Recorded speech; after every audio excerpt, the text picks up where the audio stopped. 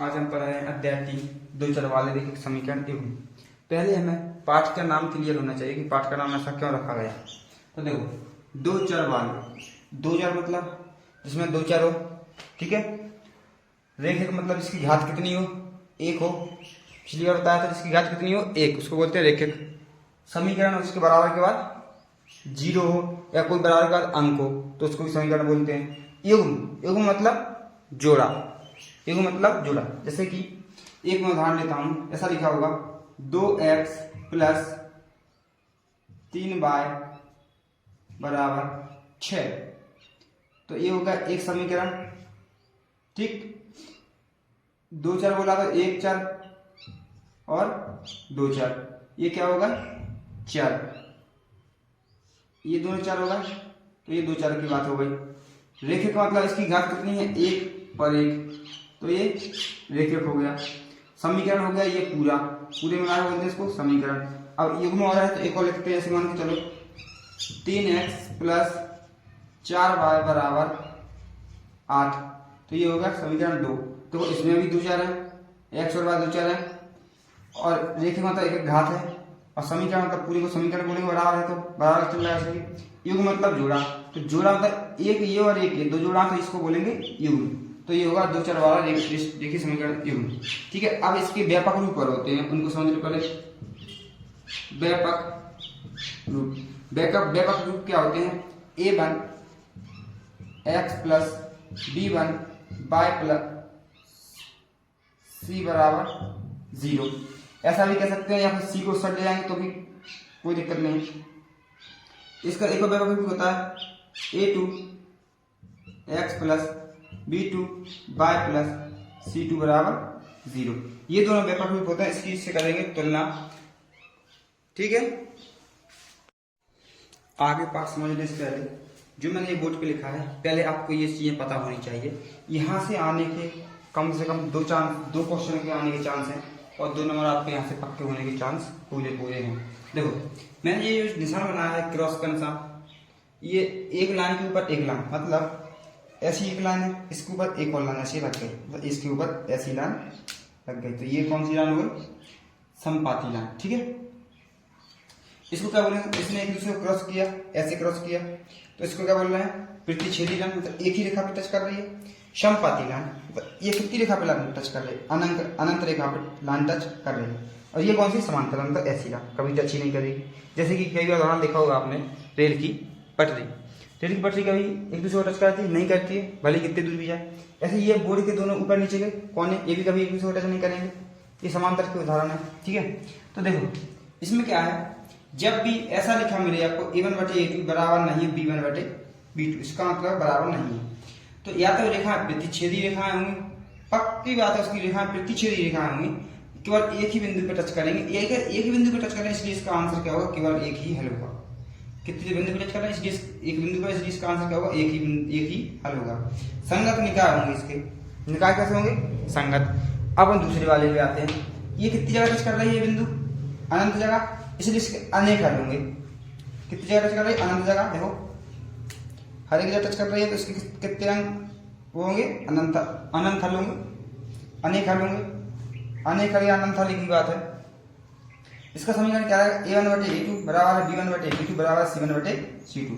समपाती है लाइन, इसलिए ये ऐसा हो रहा है, और संगत निकाय देख लो। अब आती है अगली लाइन, समांतर रेखाएं। जब ऐसा समीकरण नहीं हो, a1/a2 बराबर है b1/b2 बराबर नहीं है c1/c2, मतलब ऐसी रेखाएं हैं आपस में, अलग अलग रेखाएं आपस में, इसलिए वो समांतर रेखाएं हैं। तो ऐसी रेखाएं कभी टच कर रही क्या कहीं भी, तो इसका कोई भी हल नहीं होगा और निकाय होंगे असंगत। देखो, ये लाइन एक जगह टच कर, इसका इसलिए इसका एक हल है।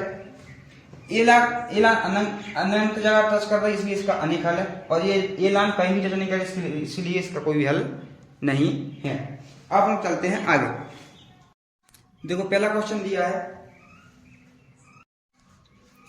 समीकरण निकाय x प्लस 2y प्लस 5 बराबर 0 और -3x -6y प्लस 1 बराबर 0 को हल कीजिए।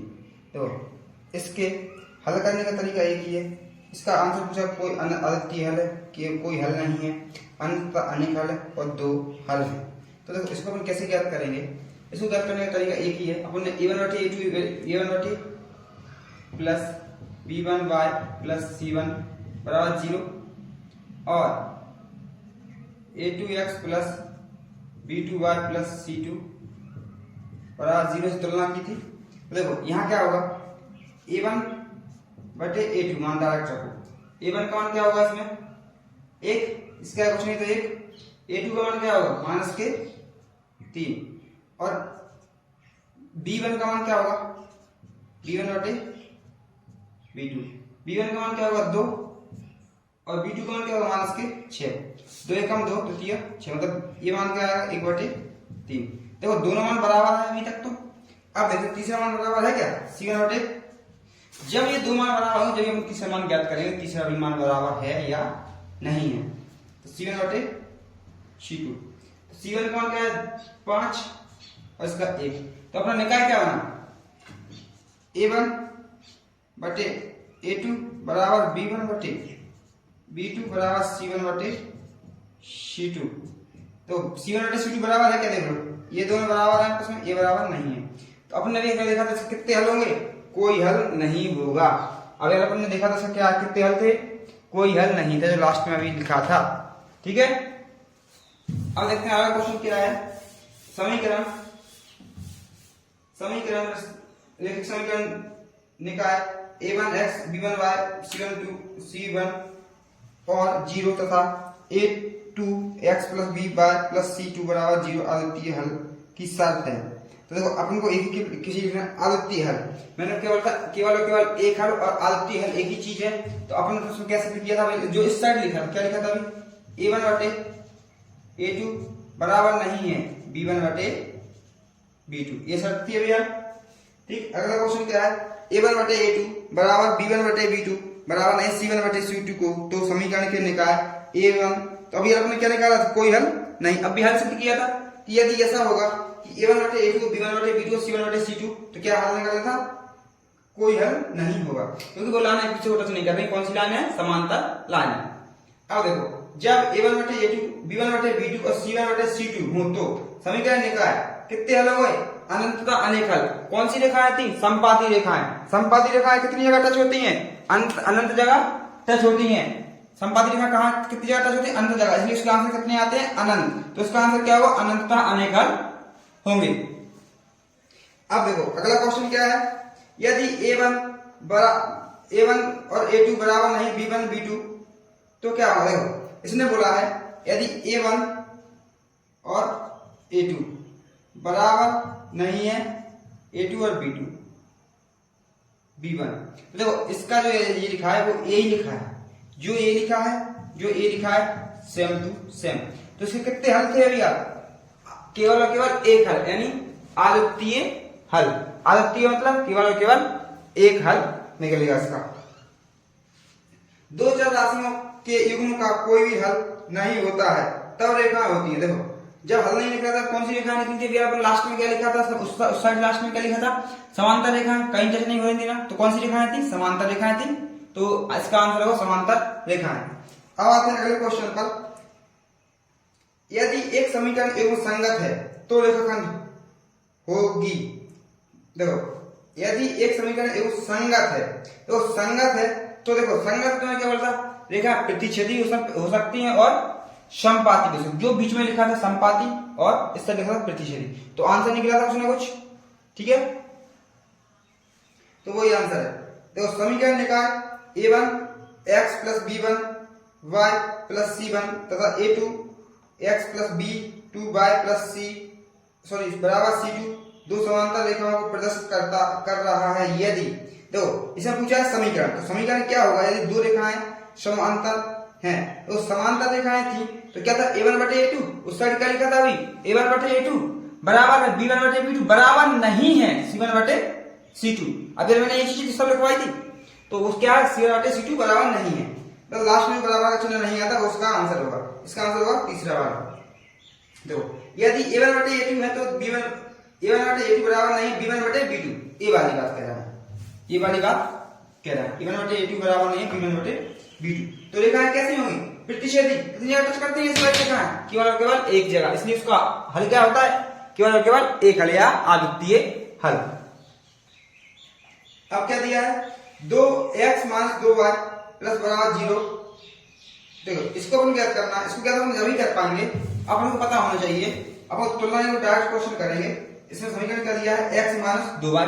तो a1 का मान कितना होगा 1 और a2 का मान b1 का मान कितना होगा माइनस के 2।